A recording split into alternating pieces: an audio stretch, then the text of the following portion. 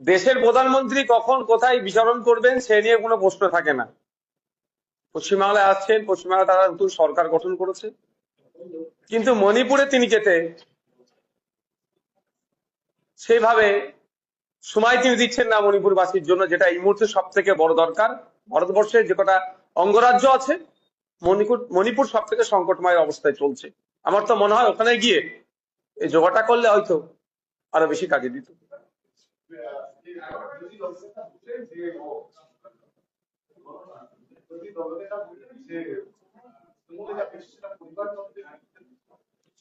দেখুন, কথা হচ্ছে বিরোধী দলনেতা যেটা বলেছে তার সুরে সুর মিলিয়ে কথা বলতে হবে এরকম ব্যাপার নয়। যদিও আমি বিরোধী দলের বিধায়ক হিসাবে বলছি, এতদিন পরে সব মনে পড়ে যাচ্ছে কিভাবে বুঝতে পারছি না। একসাথে তো দীর্ঘদিন ছিলেন ওনারা, আর এই পরিবারতন্ত্র বা এটা আমরা আজকে দেখছি না, আমরা তো বারবার বলে আসছি।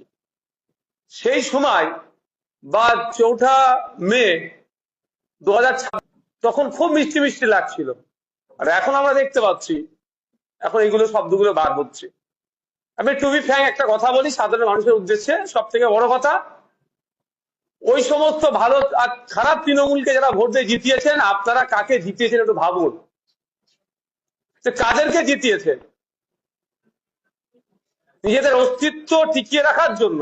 আপনাদের ভোটগুলো সম্মানটা কোথায় রাখছে বা কোথায় ঠেলে দিচ্ছে?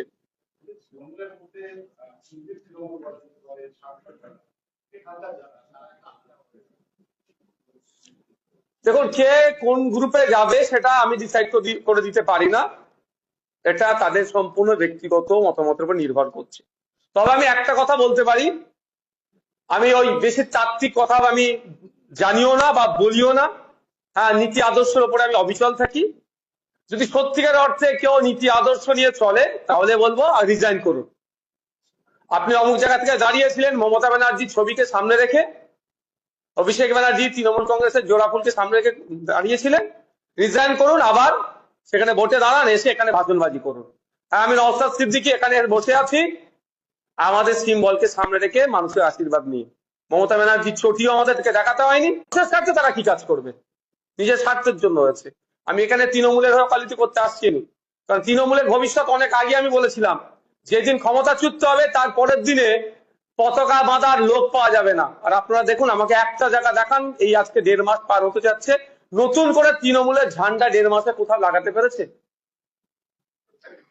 15 বছরের কথা কিছুক্ষণ আগেই বললেন যে 15 বছর গণতন্ত্র ছিল না, 15 বছর কিছুই হয়নি। ইতিমধ্যে 15 বছর নিজে ঘুরিয়েছিলেন। দেখুন, আমি ব্যক্তিগত কাউকে আক্রমণে যাব না, আমি শুধু একটা কথা বলবো যে যে অন্যায়কে এতদিন তেনারা সহ্য করেছিলেন না প্রতিবাদ করে, তাহলে মানুষ, সাধারণ মানুষ জানতে নিশ্চিতভাবে তাদের কাছে চাইবে যে এতদিন আপনারা আমাদের চোখ কেন খোলেননি। নিশ্চিতভাবে সেখান থেকে আপনারা সুযোগ সুবিধাগুলো পাচ্ছিলেন, এখন ওই এন্ড থেকে সুযোগ সুবিধাগুলো হয়তো পাচ্ছেন না সেইভাবে, বা পাবেন না, কারণ আপনারা স্বাধীনতার স্বাদ পাচ্ছি দলে থেকে যারা বলেছে তাতে তৃণমূলের, তাদেরকে যদি দাঁড় করানো হয় নতুন করে, একটাও জিতে আসতে বিধানসভায় পারবে, এটা আমি চ্যালেঞ্জ করে বলছি।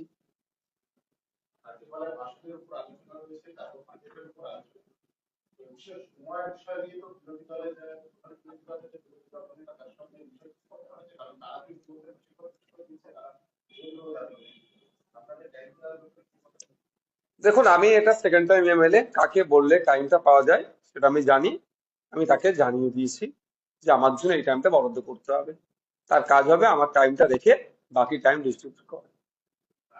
কোনো কথা হবে না, আমাকে আমার টাইম দিতে হবে, আর আমি আমার টাইম দিয়ে নেওয়ার জন্য কাউকে তেল লাগাবো না। আমি এটাও বলছি আপনাদের মাধ্যমে, যে অমুককে তেল লাগাতে হবে, অমুকের সাথে সাথে ঘুরতে হবে। আমি এর আগের বারে 5 বছরে পারফর্ম করেছি বিধানসভায়, আমার যা টাইমের প্রয়োজন ছিল, যাকে নির্দিষ্ট টাইম যার কাছ থেকে বরাদ্দ হয় তাকে যে বলেছি সিস্টেম মেনে, এবারও সিস্টেম মেনে করবো, আমার টাইম আমাকে দিতে হবে।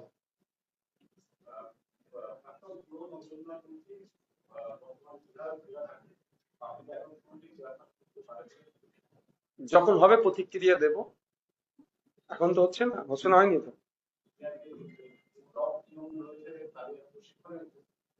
থাকতে পারে, কাকে কখন করে বোঝা মুশকিল। এই ব্লক তৃণমূলটা তো 4 তারিখের আগে ছিল না, হঠাৎ করে গজিয়ে উঠলো। আর দেখুন আগামীকাল কি হতে চলেছে।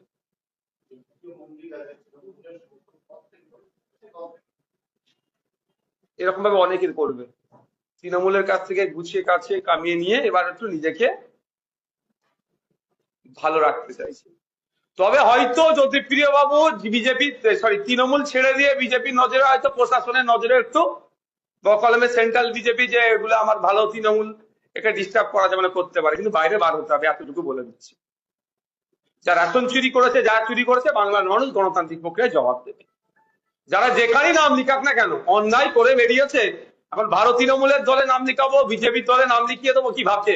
হতে পারে প্রশাসন তাদেরকে ছেড়ে দেবে, বাংলার মানুষ ছাড়বে নাকি? দীর্ঘদিন অত্যাচারিত হয়েছে তৃণমূলের হাতে।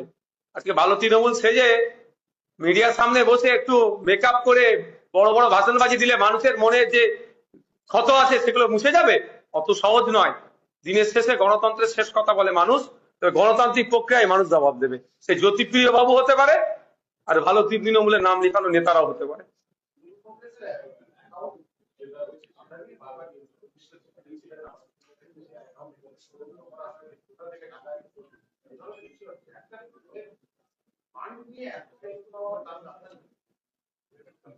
লড়াই তো এটারই, লড়াই এটা।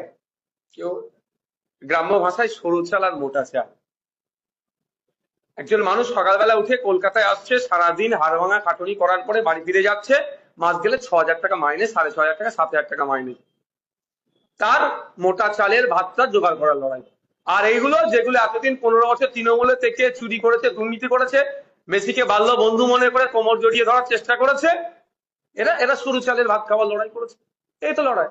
এখন ওই ফান্ডটা ভাবছে এখন কে ভোগ করবে একদিকে, আর দ্বিতীয় হচ্ছে বিজেপিকে, সেন্ট্রাল বিজেপি বিশেষ করে তাদেরকে তো মিস কল দেওয়া যে আমি তোমাদেরই লোক, এদেরকে এদেরকে ডিস্টার্ব করছি। এতদিন পরে মনে পড়ছে ফান্ডটা কোথা থেকে আসলো, চাকরি বিক্রি করার টাকা, তোলাবাজির টাকা, এতদিন পরে মনে পড়ছে। বাংলার মানুষকে কি বোকা পেয়েছে নাকি এরা? এই দুর্নীতির দায় ওদেরকেও নিতে হবে, যারা এইরকম টেবিলে বসে বলছে ওই টাকাটা কোথা থেকে এসছে, এতদিন পরে কেন? যদি সত্যিকারের নীতিবান মানুষ হতো, দলে থেকে প্রতিবাদ করতো। আর এখন পর্যন্ত যারা দলে থেকে প্রতিবাদ করছে, এতটুকু মনে রাখবে ওই ফান্ডটা যাদের অ্যাকাউন্টে আছে তাদের সিম্বলে আছে। যদি এখনো নীতিবান হয় তাহলে পদত্যাগ করে এই কথাগুলো তুলুক।